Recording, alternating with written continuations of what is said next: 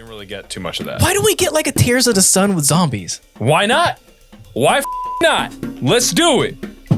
Tears of the Sun with zombies. Tears of the Zombies. Tears of the Zombies. Imagine that. Jungle warfare. Zombies. But we should really get this started, man. We're over. Oh, yeah. We're way over. Way over. Jesus Third Christ. minute's over. Oh, my God. So, Blumhouse is coming out with their new horror movie within the universe. Did Blumhouse get the contract for Universal Monsters, or are they just doing it on a deal-to-deal base, or do they have like exclusive rights to produce these movies? Because they did Invisible Woman, then they did Wolfman, and now the newest trailer that just got released is The Mummy. I think it's just a public domain creatures, because remember, they're based off books, so technically they can't own an idea. They can't own those creatures because it's more embedded into folklore. Something like Frankenstein recently have been making like shitload of films. Yeah. So it's one of those things where I think it's just the book's been available for so many years. But I also think the overall is that Universal is known for these monster movies where they originated. Mm-hmm. And so when you have a studio like Blumhouse, which is kind of like their go-to for horror and scary stuff, then they're just utilizing a studio that they have specifically to work on these projects. To be like, okay, work on these ones. You guys are good at it. Just don't do a sequel. Do you guys like how Blumhouse has been creating their own dark universe? Universal failed with theirs recent attempt. They did the Dracula, it was bad, and then they did the Mummy, their version with Tom Cruise, and that was really bad, and they gave up. Now it sounds like they're giving the reins over to Blumhouse to start producing these. Not connected universe, but they're more of their own standalones. Like, we had a really good, solid Invisible Man. Yeah. Kind of a hit or miss with the Wolfman. I heard, I know. It's been like 50-50 with that. I've been hearing people like, no, it's a really good story. Then other people saying it's mid, and then other people just not liking it. Yeah. Now this is their third movie within this realm of monster films, The Mummy. How do you like the trailer? You saw the trailer. So what do you guys think about that? Actually, one quick thing. The Blumhouse does have a deal with Universal, though. Oh, they do? Yeah, because they're owned by Universal, right? Atomic Monster as well. But Atomic's owned by Comcast. Oh, well, Comcast. That's James Wan's company. Yeah. Oh, yeah. Which is... He's a producer of this one, too. Producer of this one. And, they're partnered up with Blumhouse. So Blumhouse has exclusive to Universal. So it makes sense that they're able to use The Mummy and Invisible and the other ones with no problem. I want to check to see what the actual, what's the premise of... The Mummy? The Mummy. Like, what's its synopsis? It's plot line. The original one or? No, it's plot line. This new one. Newest one? That's not by Katie. I don't know. Yeah, the trailer was talking about Katie and stuff like that. Where's Katie? The young daughter of a journalist disappears without a trace in the desert. The shattered family is stunned when the girl suddenly appears 8 years later. But what should have been a joyful reunion quickly turns into a true nightmare. So there actually are going back to more of the actual horror aspect rather than action. Yeah. Yeah. The creepiness of it, the almost Egyptian poltergeist, just the overall creepy curse of an Egyptian mummy. And that's how I wanted Universal's Dark Universe to play out. Actual horror. But no, we got Dracula Untold and The Mummy with Tom Cruise. I just watched something having to do with the Marvelization of movies.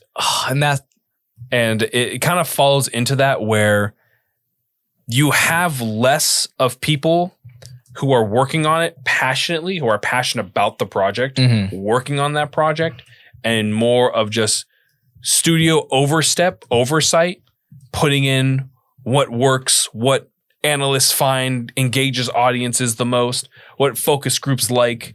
And that's how we kind of got the watered down version of movies that we see now a lot in these type of franchise movies. That's why The Hobbit looks the way it does. Because it was more studio directed rather than actual creator directed. Yeah. That makes sense. That makes sense. You have less of the people working on this passion project and more of just studio heads putting in people was like, oh yeah, this guy's really good at his job. He does this, and he's won this. And just let's stick him in there, whether they like it or not. That's true. That's very true. But this one actually looks pretty interesting. So it comes out April 17th this year, day after my birthday. So definitely a must watch, at least for me. All right, next one we got coming over here. New Disney movies for 2026 and beyond. Disney has release their own film slate, just like Marvel has, just like DC has. So we're going to go over a couple of these films and see which ones we're actually excited for and which ones we're like, whatever, it kind of sucks. So first one we got here is Hoppers. I can already see the voices now. You can hear them. I can hear them. Who? I can fucking hear them. Well, gee, we gotta cut down the 3. We gotta build the dam before winter comes. One of the voices is John Hamm. Yeah. We gotta cut down this tree and build a dam before winter. There is a teaser on it that I actually appreciated. That actually got pretty meta because they're talking about that a person is able to go into an animal's body. So they start comparing it to Avatar, and they're arguing that it has nothing to do with Avatar. It's like, this is nothing like Avatar. Like, so you go into another person, like into another creature, like Avatar. No, nothing like Avatar. It's Avatar. But this one, Hopper, is going to be released March 6th. Then following after that, May 22nd, we have The Mandalorian and Grogu. It has been when's the last time the last season of Mandalorian came out? Oh, God. 2 years ago? Damn, that long? 2023. So It's 3 years ago. almost 3 years ago. So it's been almost 3 years since the last season. So April 19th. Yeah. makes sense why they had some time in between to produce this film. Yeah. Yeah, but the formula seems weird because you normally don't go from TV to movie. You normally go from movie to TV. No, lately, I think the last 10 years, a lot of that's been happening going from TV to movie. That's becoming more frequent. I don't know. To me, this is so Has weird. that been weird to you? This is weird for me for this particular one. Because it's been on TV for such a long time. I guess. And then following after that, June 19th, this is Mike's favorite. He's excited for this. He cannot wait. He already has posters. He's already going to buy the tickets. Toy Story 5. Yes. So fucking stupid. Tell everyone how much you are excited for Toy Story 5. I'm so jazzed for Toy Story 5 that I still have not pre-ordered my ticket. And you know what? I might even go as far as to never doing it. So yes, we are back with Buzz and Woody on another adventure. And they're going to be covered over, video games, AI? It's AI, right? They're going to be talking about the AI toys. iPad. It's the iPad's right. The enemy this time. Even though they kind of already covered this same storyline within a short, right? Within a short. Yeah. And it was resolved in that short. So they're just going to stretch Apparently it wasn't resolved if they're making a movie. So they're just going to stretch it for 90 minutes. Yep. But Mike, these are kids' movies. Yes. And these are meant for us. And as well as the Toy Story will continue to thrive because it's one of those things where we grew up with it, and a lot of people our age, obviously have kids now. So they're going to take their kids to watch it. Because I remember the first one, and then they go see their kids. So no matter what, these movies are going to be popular. No matter how much Mike hates it. Yeah. You're going to get Toy Story 10. You're going to get Toy Story 26. Your nephew's going to love it. The only thing Martin Scorsese might have in common. You mean Quentin Tarantino? Whatever. Him. Yeah, Quentin Tarantino. I always get those two confused. I don't know why. Too many syllables in their names. Yeah. But the only thing we have in common is that we both agree that Toy Story trilogy was the best trilogy. So the following month, July 10th, 2026, we have the official live action Moana film. The one everyone apparently was asking for. So I think only The Rock was only asking for it. That's it. I swear. I think You think The Rock pushed it? My theory behind it is that the only reason that he was the one pushing it because Disney was originally working their way up to their movies. Remember? That's true. They're working their way. They're like, okay, let's handle some of the ones from the 90s and below. And then we'll work up to that. And then all of a sudden, bam, Moana live action out of nowhere. Yeah. Shit. At this point, you need him to do a fucking collab movie with Jared Leto. I was thinking that in my head. I was thinking that. You need Tron 3 where they go to the world of Moana. It's basically Wreck-It Ralph. Why does it sound like the plots of Kingdom Hearts? I wouldn't be surprised if somehow he's on his way to it right now. How long do you think it's going to take for them to do a Kingdom Hearts? He's already putting up meetings with Square Enix being like, yo, you need to make a Moana world. No. He won't hop into Kingdom Hearts until like the second or third movie. That's when he'll hop in. Oh, yeah, that's true. He won't start it. He'll just hop right into it. Like, listen, dude, you're just not going to get that world. All right. Pirates of the Caribbean has at least 3 worlds now. And then before we hit our break, I have a few other films that are going to be coming out for Disney, not for this year, but coming up the following year in 2027. So we got Ice Age Boiling Point, which was like the 5th, 6th Ice Age film now. I thought they died. I mean, they'd be dead at this point, right? When they get to fossilize? And why are they pulling again from the only image from the first one? Yeah, all these. Yeah, they keep up to date with your shit. I don't know how much more you can do with this franchise. Blue Sky is dead, dude. I don't know. I mean, shit. You killed the studio that made them. How many world-ending events could these animals go through? And then following after that, when we have May 28, 2027, Star Wars Starfighter. So this is the next iteration within the Star Wars standalone films. Oh, there better be a goose in this movie. It basically is Star Wars Top Gun. There better be. It's Top Gun goose. in space. Goose. Ryan Gosling, Matt Smith, Mia Goth. And we have a volleyball scene then. You can be my wingman. God, I could be your wingman so hard. I'm on jet stream. I'll jet stream so hard. Now, God, this is the manliest move I've ever seen. Now show them on the beach. Now, do you think? Yeah. Now, do you think they'll show Tatooine? Oh my God! You gotta have that desert planet. What the fuck is with that desert planet? Everything happens on that desert planet. And wasn't there like another desert planet? There's like 10 desert planets. Yeah. Like was Rey on Tatooine? No. What was she on? Jakku? Yeah. Why is it all like?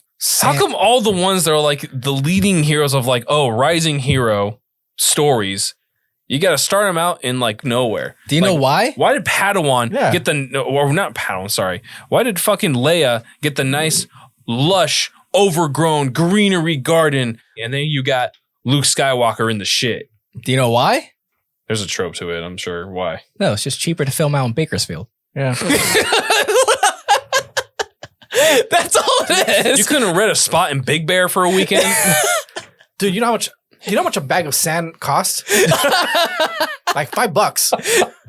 Just order like a ton of that shit and there you go. That's why half the planets have to be sand planets. That's some bullshit, man. Show one on Camino or something. Get creative with this bitch. Then on top of that, don't forget Darth Vader don't like sand. So, all right, well, we're going to take a quick break, and when we get back, we're going to cover over our main topic. So stay tuned. We'll be right back to you guys.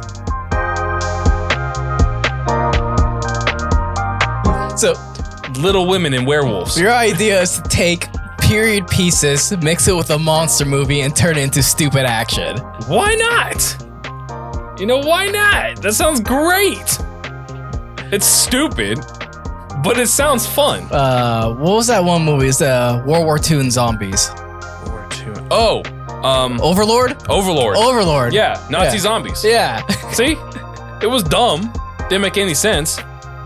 Or snow sharks. Okay, that one was stupid. Oh, now you have a line. That one's Now you stupid. have a line. That one, it's dumb, but then when you make it obvious dumb, then it's just really just dumb. Like Sharknado was dumb. So there's a level. There's a level. There's a level to how dumb you can go. Yes, there still has to be a level of production budget on this, you know?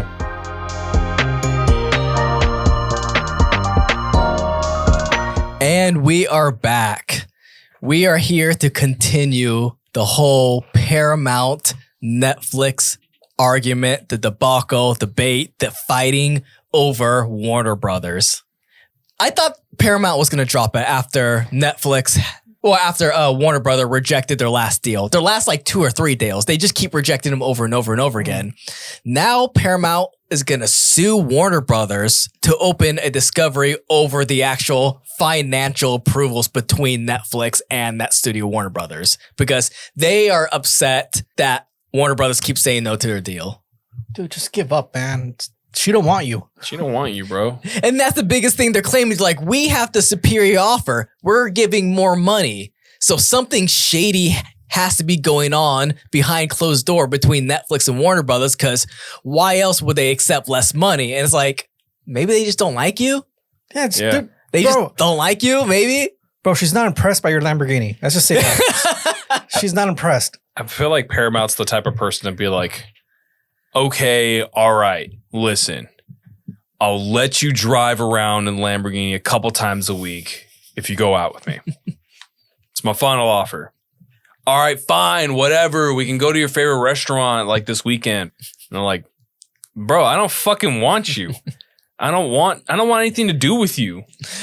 But what do you think this lawsuit can do to damper the deal? Like, do they expect this is going to get shareholders to join their side, or what do they think they're going to gain out of this lawsuit? That they just, even after they keep getting rejected by Warner Brothers over and over and over again. Dude, I just have no clue what they're trying to attempt to do. Because as much as I keep reading into this thing, I'm trying to understand it. Mm-hmm. It's making less and less sense every single time I keep going deeper into it. Well, the deeper you go into it, it does make a little bit more sense on the desperation why Paramount wants it. Yes. Overall, their goal is to just buy time. Mm-hmm. With this lawsuit and litigations, they're hoping that it can put it into like forcing the shareholder to doubt this deal going through with Netflix, forcing them to be reluctant and just say, you know what, let's just go with Paramount so we can end this drama once and forever. You know. So you think they're playing the waiting game, hoping, but it seems like they are very desperate just to get a hold of Warner Brothers, which I get it. It's scary. If Netflix gets Warner Brothers, that puts them in the higher tier market share. Yeah. I think if it doesn't surpass Disney, that puts them right on board with Disney in holding the streaming market share. That leaves Paramount with only holding 9%. What about Amazon? Amazon, that's what I'm thinking about. Amazon will be right above them. So the big three right now, if this deal goes through, will be Netflix, Disney, Amazon. And that puts Paramount on the lower tier end as Apple TV, as like Roku, as all the other streaming services. How much percentage does Universal have with Peacock? It's small. Or that's even small. just in general. That should be less than Paramount. I think last time I saw, Peacock had about like anywhere between like 5 to 7% market share. Like they have NBC, and soon enough, the Winter Olympics are about to showcase, and they always come out on NBC. Okay, so Peacock's around 30% household reach. Wow. See, yeah. And with the NFL, Olympics, NBA. Sorry, so Netflix has 68, Amazon has 54, and then Hulu with Disney now combined, it was 42 and 38%. Yeah. So that leaves with Paramount 9%, yeah. Jesus. Jesus. So them losing Warner Brothers and that massive library does put the company in jeopardy when it comes to streaming services. Yeah. And I don't think they're outputting that many projects in the theaters and stuff like that to make a lot of money. Maybe they should. Maybe we should start doing that. Well, the game right now is streaming. Streaming's here to stay, and streaming was never going to go away. And that means less production going towards theaters. Yes, I understand that. But it's the idea of like, where they're trying to acquire WB, Warner Brothers, for content. Meanwhile, Netflix themselves have been working their asses off since they first came out. But they're doing the same thing. They're acquiring Warner Brothers because they don't produce movies for theaters, so they need to continue their library to grow. But no, what I'm trying to get at is that how long has Netflix been around? For the last 20 years? Yeah. 20 years so, and they've risen up to the point where now they're at the, next to the top. They're at the big boy table. They're at the big boy table versus Paramount has been fucking there since the beginning. The beginning, yeah.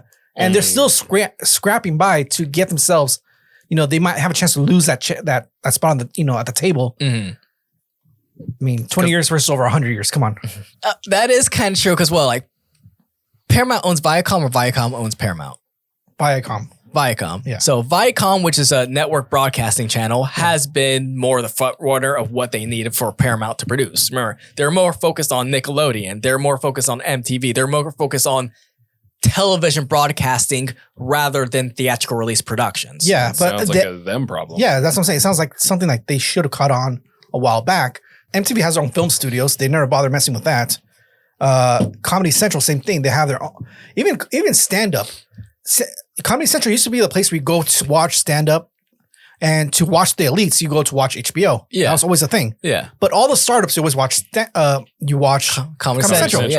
Yeah. Now everyone goes towards Netflix to watch all stand-ups. Yeah. So you think Paramount waited way too long to start hopping onto the streaming territory? Oh, absolutely. They waited way too long. I mean, they were one of the last ones to do a streaming service, right? I think so. Them along with Sony, because Sony had one for a one. I don't know if they still have a streaming service. They have their PlayStation one, but there was like MGM one or something like that. And then I think they used to own Crackle. Yes. Yes, they did. So they've tried in the past to attempt to get into the streaming service, but it doesn't work out for everyone. Yeah. But yeah, I think Paramount was one of the last ones to actually create their own Paramount Plus. Yeah. So, I mean, I'm still on the boat of like, I'd rather have Netflix get it versus Paramount. Yeah.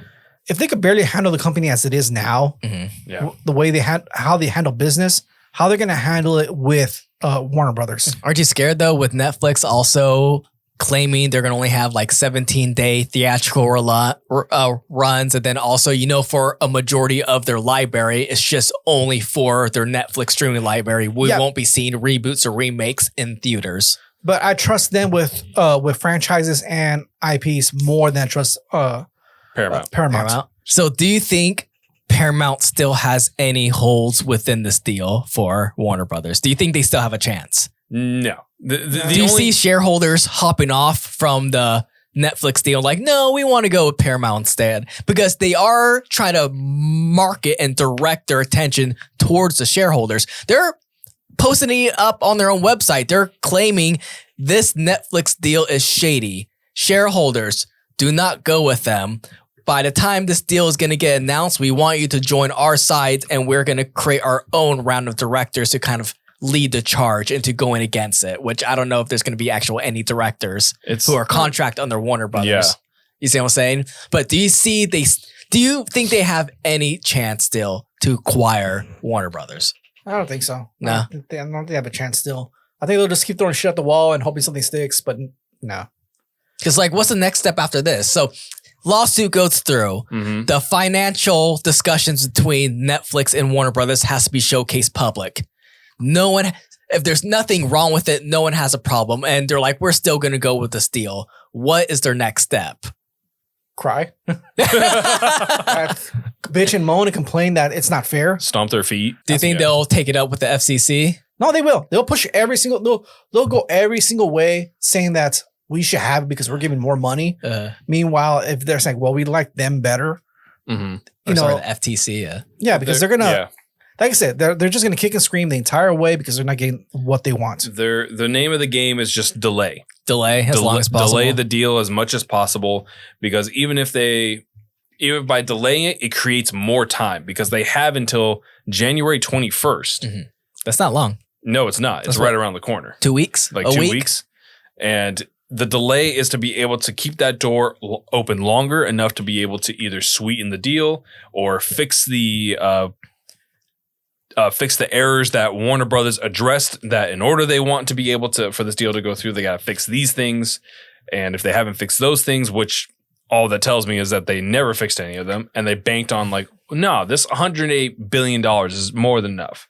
No, we want this and this and this and this and this to go through if you want Warner Brothers.